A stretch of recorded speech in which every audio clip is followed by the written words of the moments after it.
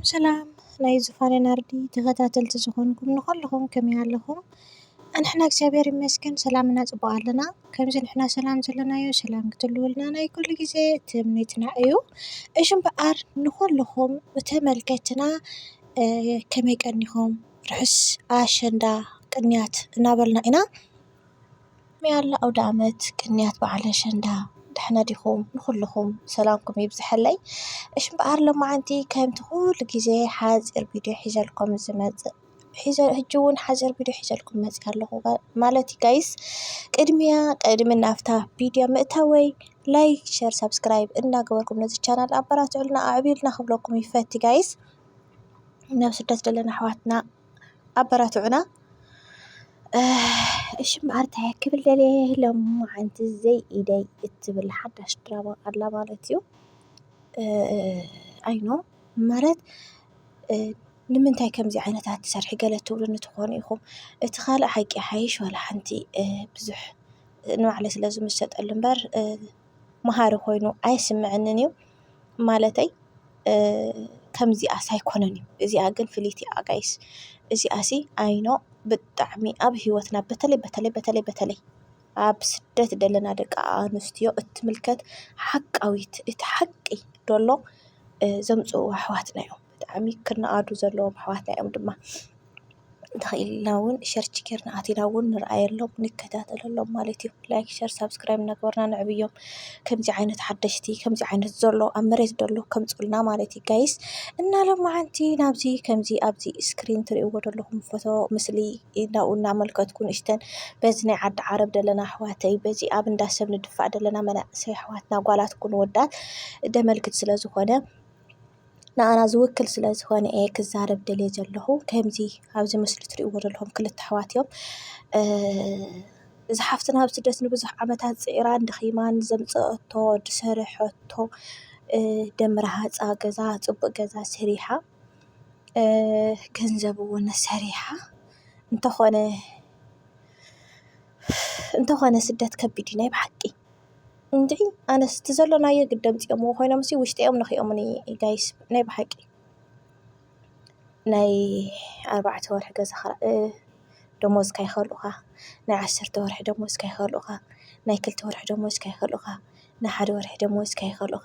ደሞዝ ዘይትኽእል እትጓል ኣብዚ ዓዲ የላን ጭራሽ የላን። ኣነ ኣለኹ ትብል ተኾይና ኣይኖ እንድዒ ስኢላ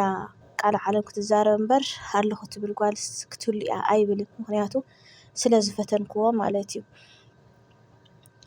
እሞ ምስኡ ከዓ ደሞዝካ ክኸልኡኻ ከብቅዑ ከዓ ዘለኻዮ ደፋእፋእ ይፀርፉኻ፣ ይወቕዑኻ፣ የዳፍኡኻ፣ ምግቢ ክትበልዕ ኣይደልዩ፣ ሰሪሕካ ትደክም ኣይመስሎም፣ ዝቆረካ ኣይመስሎም፣ ዝጠምየካ ኣይመስሎም፣ ዝሕመካ ኣይመስሎም፣ ትናፍቕ ኣይመስሎም፣ ዓለት ዘይተሰብደለካ ኣይመስሎም። እዚ ኩሉ ተደፊእና ኣሕሊፍና ከነብቅዕ እንደገና ብዓዲ ዘሎ ቤተሰብ ከዓ ገንዘብ ዘይብላ ጥራያ መፅያ ንምንታይ ብኸመይ እዚ ኩሉ ዓመት ሰሪሓ ገንዘብ ዘይብላ ኢሉ እንታይ ይብለካ? ናብ ፍርዲ ይቀረድም በቃ ንኣና ንክፀልእ ይደሊ። ኣብዚ እዛ ሓፍትና ኣብ ስደት ንብዙሕ ዓመት ፀኒሓ ኣይ ውሉድ ወሊዳ ኣብ ጎና ወዳ ሒዛ ወይ ጓላ ሒዛ ኣይ ብዙሕ ገንዘብ ሃልይዋ ዓዲ ኣትያ ተሓኪማ ኣይ ሙሉእ ጥዕና ረኺባ እሞ ጎያ ፅዒራ ተመስገን ኢላ ካብ ገፅ ሰብ ምርኣይ ድሒና ኣብ ብዙሕ ነገር ሓደጋ እያ ወዲቓ ዘላ። ክንዲ ኣቦ ክንዲ ኣዶ ኮይና ክንዲ ኩሉ ኮይና ነዚ ሓውኣ ኣጎቢዛ ዕብያ ሓዳር ገይራ ከተብቅዕ ድሓር ግን ተገልበጠኒ ተገልቢጡ ፀሊእዋ ገንዘብ ስለዘይሃበቶ መሻርፍ ስለዘይሃበቶ እሞ ከዓ ኣብቲ ርእሲ እንዳ ቤተ መንግስቲ ድመስል ገዛ ሰሪሓ ከተብቅዕሲ መሻርፍ ስለዘይሃበቶስ በታ ሰበይቱ ተመርኪሱ ፀሊእዋ ንጓል እንኡ። እዚ ስኢልና ወረ ይመስለና ኣሎ እምበር ርኡይ ሓቂ እዩ። ኢብን ክንደይ ኮን ይህለዋ ኣሕዋተን ገንዘብ ድኸልእወን ኣዴታተን ገንዘብ ድኸልአን ብዙሕ ኣለዋ። ሕጂ ንሕና ኣነ ዝገርመኒ ደሎ እንታይ እየ ክብል ደልየ ግንቲ እንኮ እዚ ድራማ ሒዘዮ መፅአ ደለኹ ዝዛረበሉ ደለኹ ምስሊ ካብዚ እንታይ ኢና ንመሃር? ክንመሃሩ ዘለና ንሕና ዘይኮና መምሃራን ንኾን ካፍቶም ዝተምሃሩ ንሕና ንስተኻኸል ንሕና ከዓ ተማሂርና ኣፍቱናታቶም ህይወት ክንኣቱ ኣይንድለ እንሃል ገንዘብ ተሊካ ኩሉ ይፈታዊኻ ኩሉ ይፈታዊኻ ገንዘብ ተሲኢንካ ግን ኩሉ ይጸላኢኻ በቃ ተወዲያ ዝሓፍትና ኣካለ ስንኩል ኮይና ዓዳ ክትኣትን ከላ ኣይ ሰሙነይ ሳልስቲ ኣይንፈልጥ ባዕልኻ ክትፈልጥ ኢሎም ዋዮም ከይዶም ጉሒፎም ዋዮም ከይዶም ወድና ኣይጉሒፍዋ ድሓንቲ ኣሰበይቲ ሓዋት ሆን ርግምቲ ተሓዋኸት ወድና ኣኸት ብዙሕ ዝሕለፈትሉ ክንደይ መስዋዕቲ ዝኸፈለትሉ ምስዕራ ካብ ፉቕ ዕማራ ደጽደፍኣ ንሓዋ ክትብል ሓዳራ ጌራ ናብራኣ ጌራ ቆልዓ ወሊዳ ህይወታ ምምራሕ ደጥፊእዋ እዩ ግን በቃ ትናብራኒ ዓድና ክንቀይሮ ኢልና ስለንሓስብ እዩ ሕጂ ግን ክንቀይሮ ኢልና ዘይኮንና ክንሓስብ ዘለና ንባዓልትና ንቀይር በቃ ሓንቲ ንሓንትን ክንብላ ዘለና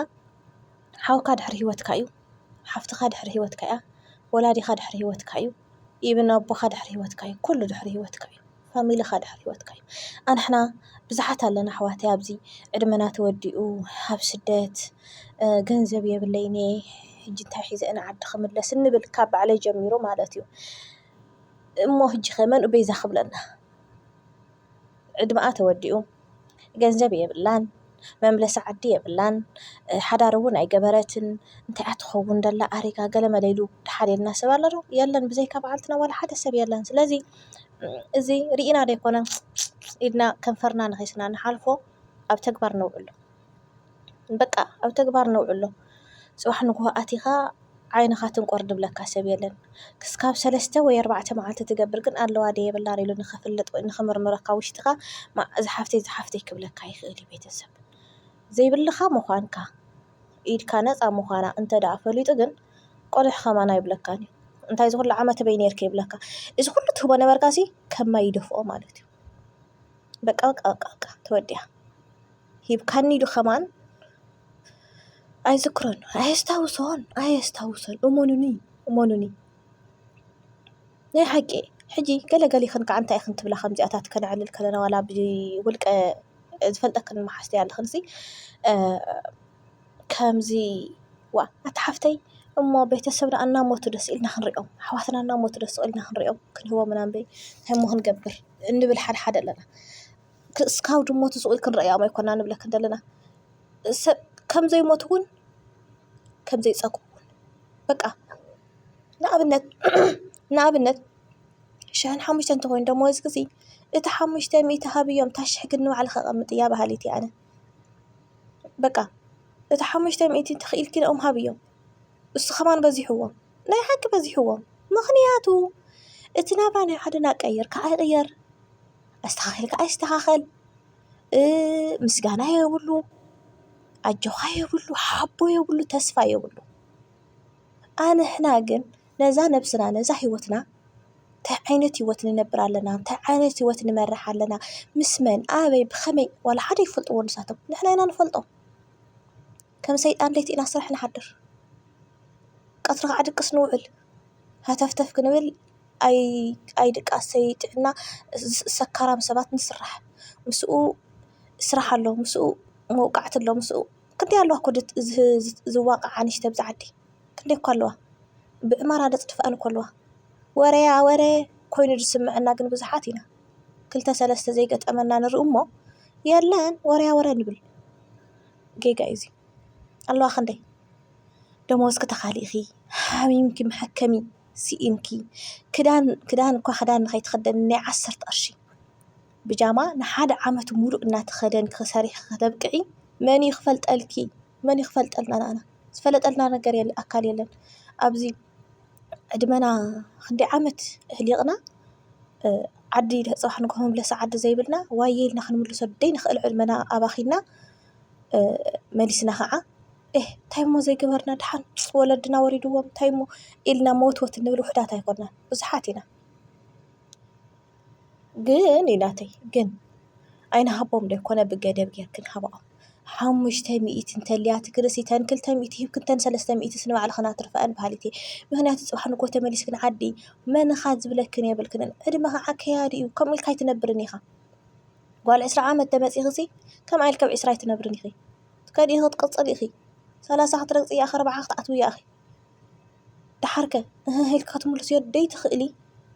نجار مسكونكي على بقى مادان بعدان تخوني حمامين جنكتن تخوني دحريو ها أب إيد سبتري تمليسكي سخي أبا خزر إنه ورا سخي إيد سبتري